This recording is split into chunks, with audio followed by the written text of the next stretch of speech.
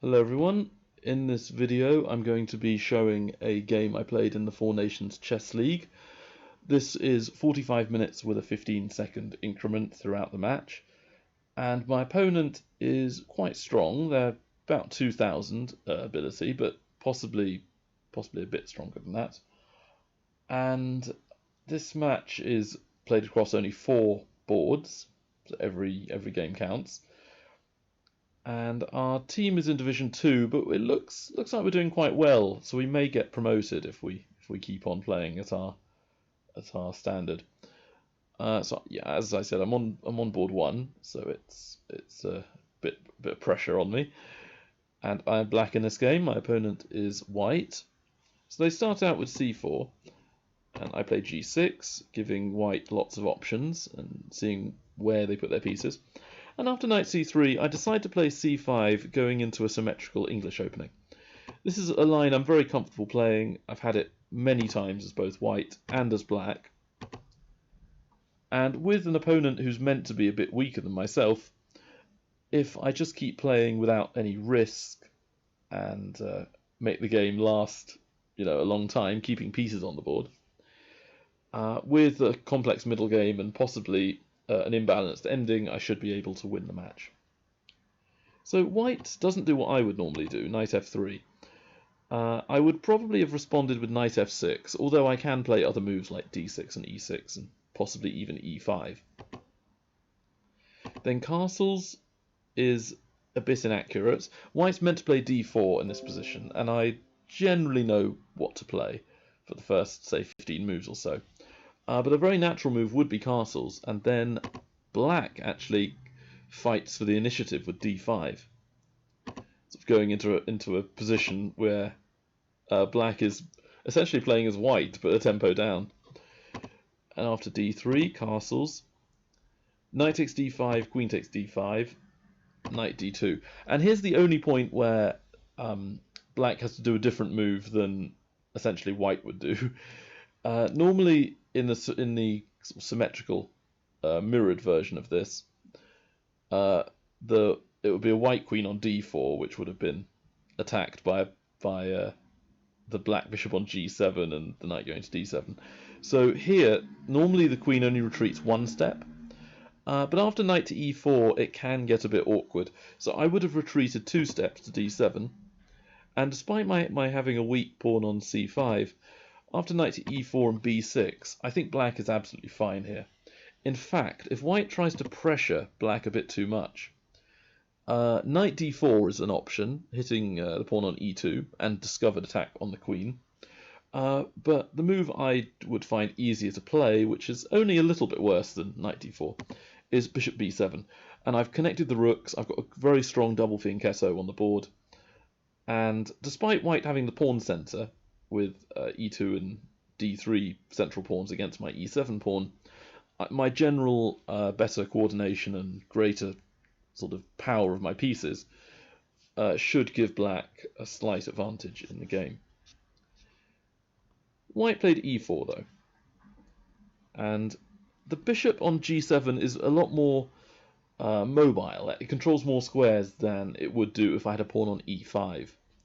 So the English Botvinnik in this particular setup, with white playing e4 and d3, is not something I like that much for white. Now I played knight f6, and white does the general knight ge2 to prevent their bishop being too blocked in. Castles, and here I make a slight inaccuracy. I've studied these positions, and for some reason I just sort of forgot the best move. I should be going knight e8, with an unusual idea of trying to prevent white playing d4, which would lead into a Maroczy-bind Sicilian opening. So white is forced to play d3, knight c7, then bishop e3, so that they have enough control of d4 to play the pawn move. But knight e6, and I've prevented the move d4, whilst also guarding the c5 pawn. Therefore white is kind of forced to play something else, like f4. Then I can play a move like d6, and if rook b1, trying to play b4, I can occupy the d4 square. The game is by no means, you know, simple for black. There's a lot of manoeuvring and general plans and strategies going on here. I like black's position though, and I would be very happy with this setup at move 11.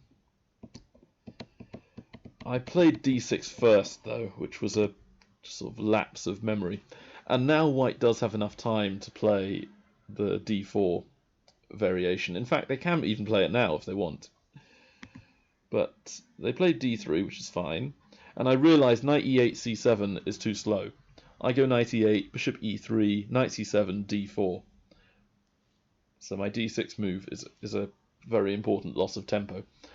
I played a6 to try and play rook b8 and b5. White played a very nice move here. They played h3, which prevents my cunning plan. If bishop e3, I had planned to play knight d7, which is often a fairly flexible move. I can go to e5 with the knight, I can go to b6 in the near future.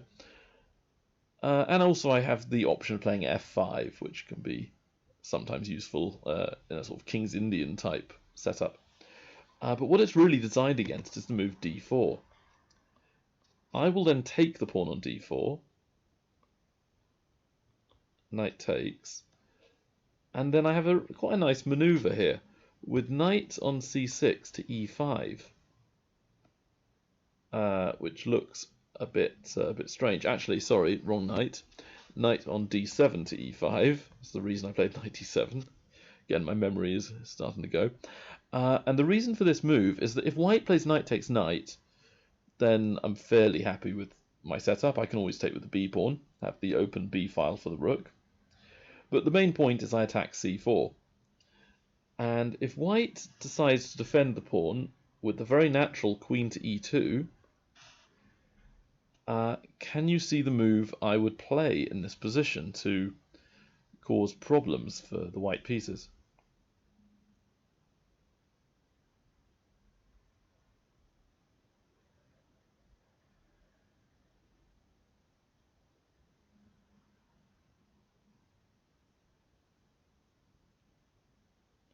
So there's a few different things you can try. There is knight takes knight, which does look like an interesting move. There's knight g4, which also looks interesting, trying to get the bishop pair, which is always fun. And there's moves like bishop e6, bishop d7. So those are all candidate moves. The move I was going to do was knight takes knight, bishop takes, and then I get the bishop pair with knight f3 check. Bishop pair is very, very important in these sort of more open middle games, especially in the ending. And I'd be fairly happy with the position, feeling like I've got the advantage.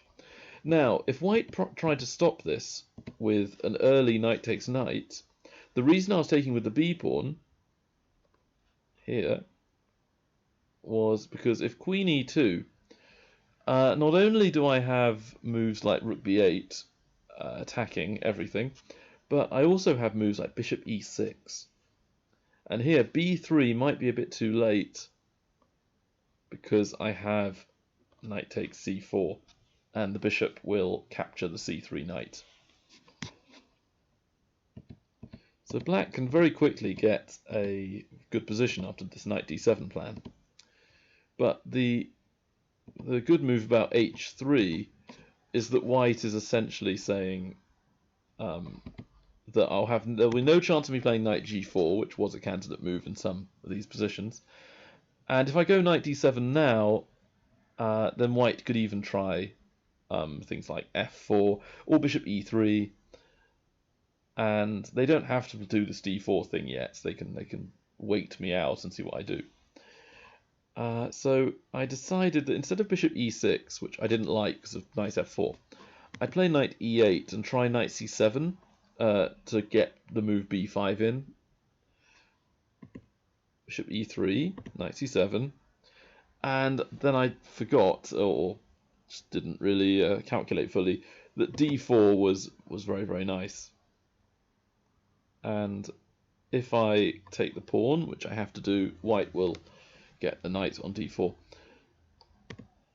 So here things are not working out too well. Another reason h3 was a really nice move was that knight e5 no longer works in this line either. So if white goes queen e2, a move I would really like to have now is knight g4, because what it would do is it would win the bishop pair normally, because the bishop on e3 can't really move because d4 would hang, and the queen can't take the knight because the bishop on c8. So that would solve a lot of problems for black. But, of course, the pawn on h3 makes this not viable, because h takes g4. So this way I had to play knight e6. I tried to trade off pieces. And if knight takes c6 or knight takes e6, I think I've got a fairly okay position here. And if white tries this e5 move, it wouldn't be that easy to calculate all this stuff. But at the end of this sequence, I think I'm better for one main reason. Can you see why I believe I'm better?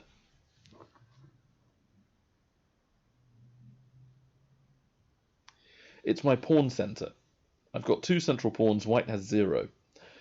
Therefore, I should be able to have my small center and have more influence in the middle of the board.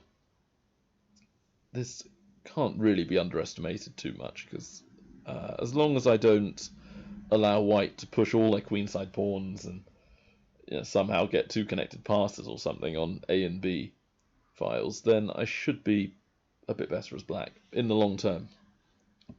I'll still need to coordinate my pieces fully, but overall this looks good for me. White played knight d-e2, which is generally the best move. Knight c5. I'm trying to play on the queen side here. f4 from white. Really going for the center and king side. That means that I can't really fight white where they're strongest, so I have to fight them where they're weakest and where I'm strongest, which will be the queen side. Connecting the pieces together with bishop d7 so that the queen guards the a8 rook, I think is a useful powering up move, improving move. Then rook b1. So white is now trying b4. If white gets in the classic queenside initiative as well, then black is really in trouble. I won't have any kind of counter-attack or initiative or anything on any side of the board. That will mean a lot of groveling and hoping that white will essentially let me back in the game and let me try and actually win a match rather than holding desperately for a draw. This is a really critical moment, I think. Allowing b4 is just not an option. If I play a5, then I can't play my move b5, which was the classic queenside break, which I was trying to get. So rook b8 is too slow. b5 loses the pawn. a5 prevents me attacking at all. And some other move like queen c7 allows white to play b4 and have all the initiative they can do. Of all these moves, I thought the least objectionable was b5. Here.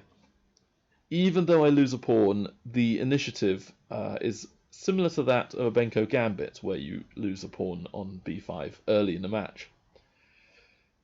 And I am a fan of the Benko Gambit. I kind of know how to play it. The setup we have is fairly similar. Like, a lot of the pieces are in the same kind of area of the board. And fighting for the initiative, I think, and the piece play is a lot more important than just losing a pawn. White does accept the first one, but they don't accept the second pawn, which was a very good decision. If knight takes b5, I had to move knight b4, attacking the a2 pawn and their knight on b5. So the pawn can't really be held. And if white plays a move like a3, I can trade off, and white would then have doubled isolated b pawns. Their extra pawn would not be worth very much in that position. If knight d4, rook takes a2, and I think I'm fine. And if knight c3, I was going to go knight takes, queen c2, and trade off. I don't really think I'm much worse after queen a5. Queen a5. There's the move b4 and then queen a3, and it gets very, very complicated. But queen c8 is also a very, very good move, attacking the h3 pawn with a tempo. And then I can play things like knight to a4 afterwards. So this is probably the most accurate line. And the white knight is pinned, and I've got some good targets on the queen side. That's why b4 was chosen after white took on b5 the first time. I think this is a very useful move. And where would you put your knight on c5 in this position?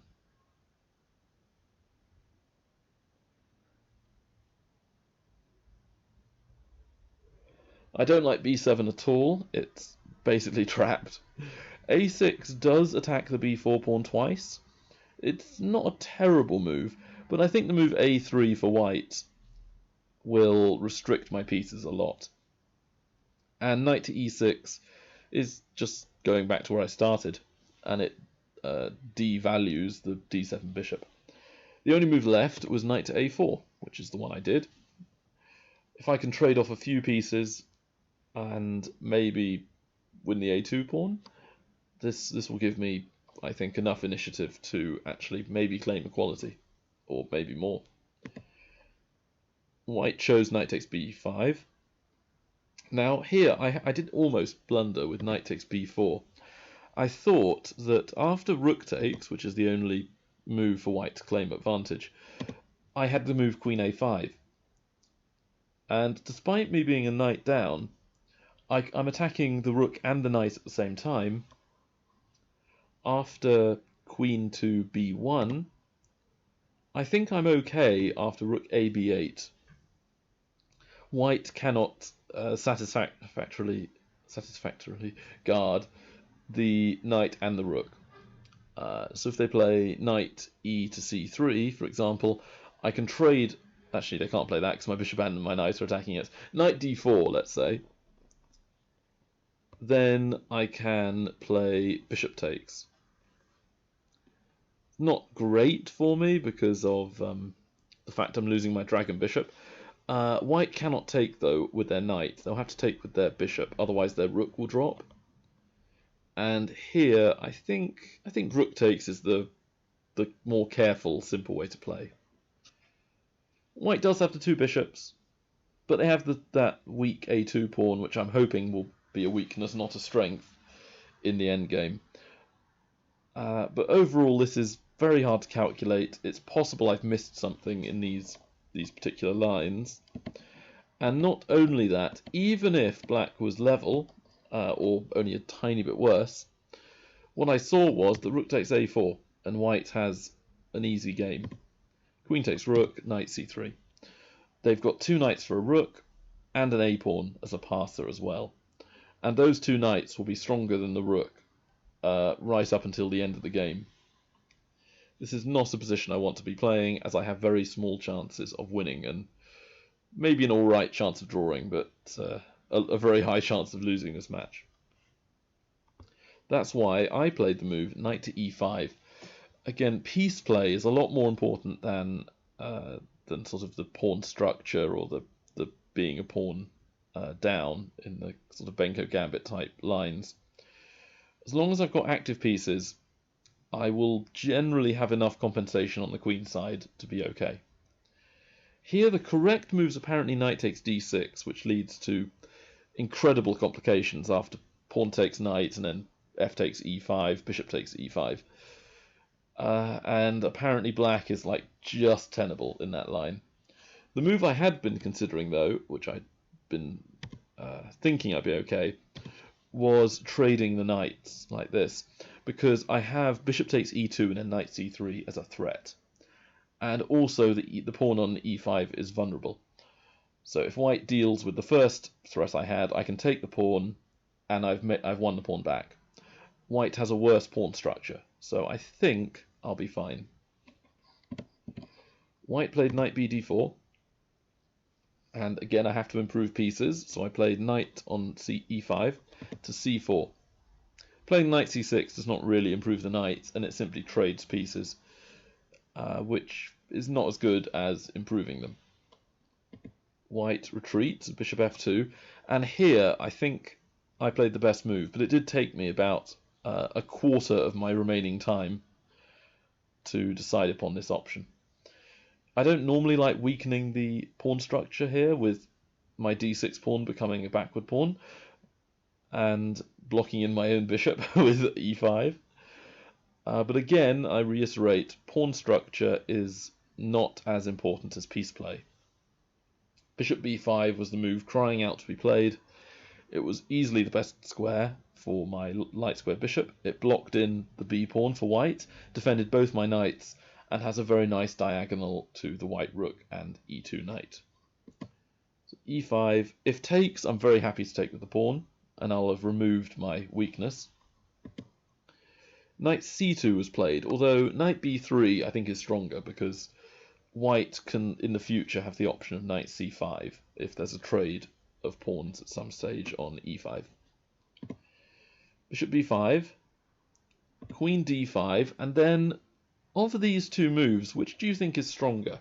Do you like queen d7 connecting the rooks, or do you like knight a2 heading for tactics in this position?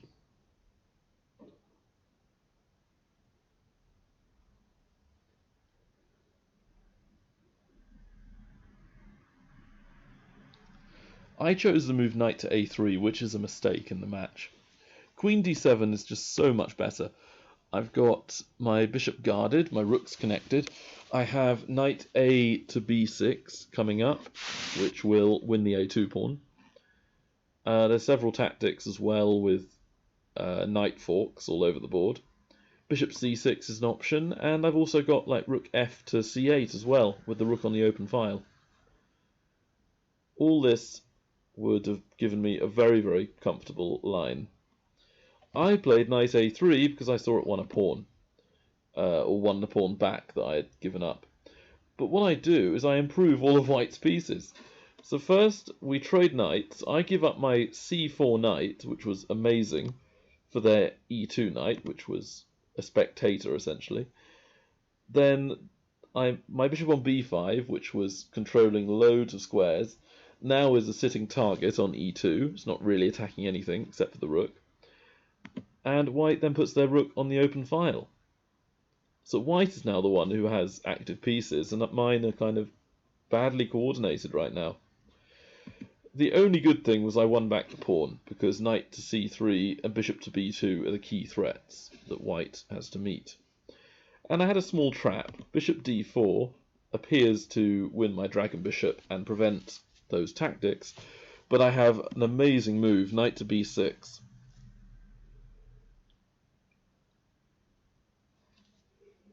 Letting you take in the awesome power of the knight. I'm attacking the a3 knight, attacking the d4 bishop and the queen. White will lose, I think, at least a piece. If they take my knight, I take back with check and then win their knight on a3. And if they move their queen, they lose one of their pieces. And if they don't do either of those things, they lose their queen. White then played e5. Now, this move led me to choose tactics rather than strategy, which I think may have been a mistake. I think the move bishop takes e5 is interesting, but I didn't really want to do that. Rook c8 is by far the strongest move on the board according to the computer, and it makes perfect sense because of the rook on a8 being vulnerable, because the queen could actually take it next move, and the rook can improve to the c file to fight white over there. But that was boring, according to me at least. I decided on f takes g3, and if queen takes a8, I don't take the queen. I have g takes f2 check, and if king takes pawn, queen h4 check, discovered attack on their queen from my rook. King h1 would then be essentially forced. Now I take the queen. And right now I have two pieces for a rook.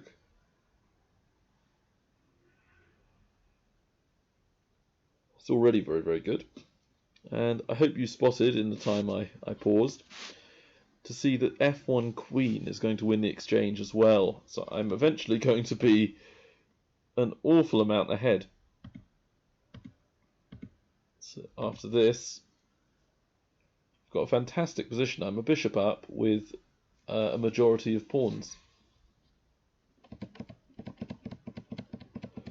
That's why, after e5, f takes, white decided to take with the bishop, and again, rook c8 and bishop takes e5 are good moves, or at least interesting moves. And I chose queen g5, which turns out to be the best move on the board, connecting the rooks and attacking the bishop, which is hanging. Queen b3, which is a bit passive, to be honest. I think white may have to play king h2 or some other move which is more dynamic than this. And I played a move which may not be best. Bishop e5 was apparently good. But I played rook c8. The thing is, with bishop e5, I was nervous of nothing really. I was seeing ghosts, as some people call it. For some reason, I thought that after bishop takes bishop, pawn takes, there might be some kind of tactic where white moves the king and then can take my rook afterwards, and I might have problems with weak pieces. But I can just play rook, anywhere almost. Like rook a7 would probably be just about alright. Rook a6 is probably a move. So I'm not sure that I should be that scared.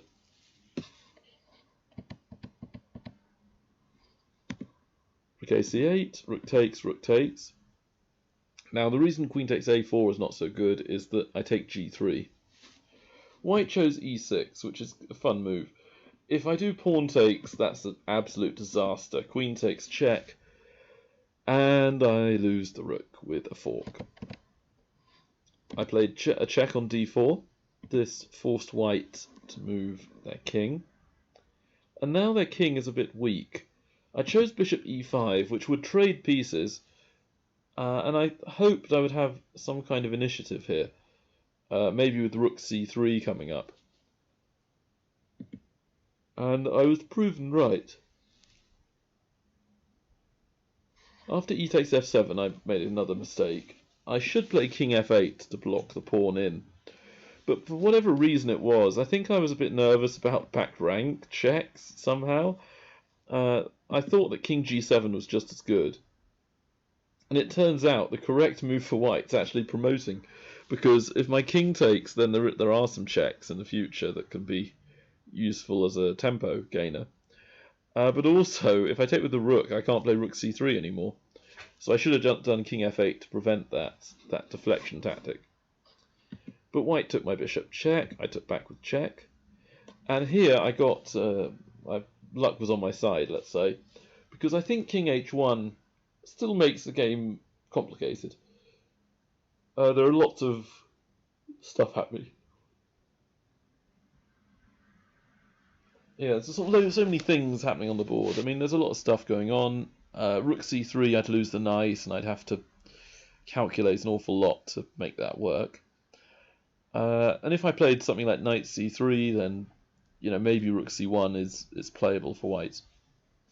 But unfortunately, they did king to g3. Sorry, queen to g3. And this does not work. Queen takes check. And then can you see the winning sequence for black?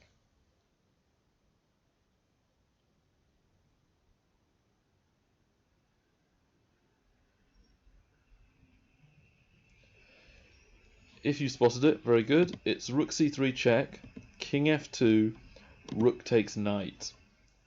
And if the king takes the bishop, trying to equalize the material, unfortunately knight c3 will win the rook with a fork.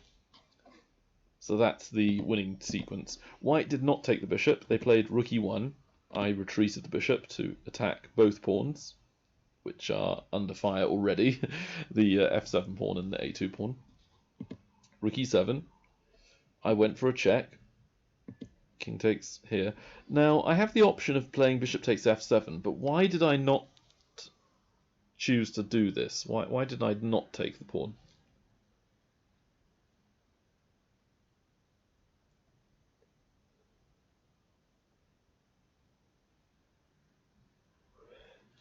Well, it's because there's a very nice tactic where essentially white has saved the game. Rook takes bishop check. If I don't do anything, I've lost the piece and it's equal. In fact, white may even be better with a rook and bishop, as they generally can outplay a rook and knight. I'd essentially have to take, and then there's a fork. And white wins the rook. So we are now equal. And even though I'm a pawn up, I just don't think I have enough. Again, bishops are so much stronger than knights that there may end up being enough pawns traded off the board that it's essentially knight and pawn versus bishop. And the bishop can almost always sacrifice itself for the pawn, leaving it as king and knight versus king draw by insufficient material. That's why I had to be a bit more careful and play king f8 now to prevent the various checks or discoveries or anything.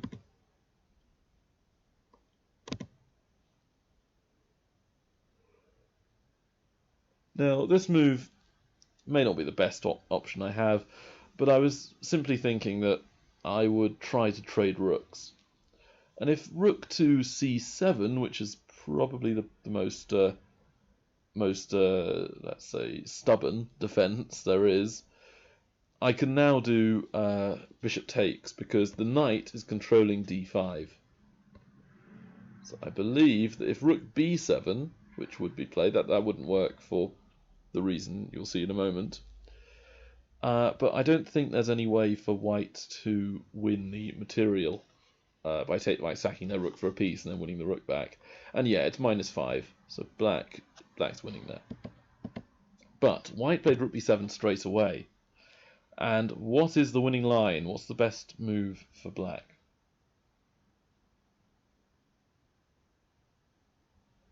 Yeah, in a similar way to what I was scared of, I can do the exact same tactic on white. I did rook takes g2, and white chose to resign here because if king takes rook, which is one of the only moves you could really think of white playing, then I can do bishop d5 check. King will move, bishop takes rook, and I'll win the pawn as well with king takes f7 afterwards. So it was an interesting match. I think that my opening was not great. I did allow white good central control. But then after I played the b5 move and it got very messy, I thought maybe I had, got close to equal. And, once white is playing, sort of some of those moves were just sort of felt a bit wrong, like queen b3 earlier when the queen was on d5, retreating to b3. It made white's position very, very passive. And despite me making a few inaccuracies and mistakes, the moment they played queen g3 to block the check and I was able to win that a3 knight, I was pretty certain the game was won for me. I was right in my initial sort of thesis or hypothesis of them being a weaker player, so by kind of playing a game where there was not any like massive kingside attack done on me, or I wasn't in 25 moves of theory, I could outplay them in the middle game and the ending. So my next 4NCL game should be in 2 weeks. I'll do another video then, and I probably have a few more games I'll be doing videos on. But until then, I will see you next time. Bye.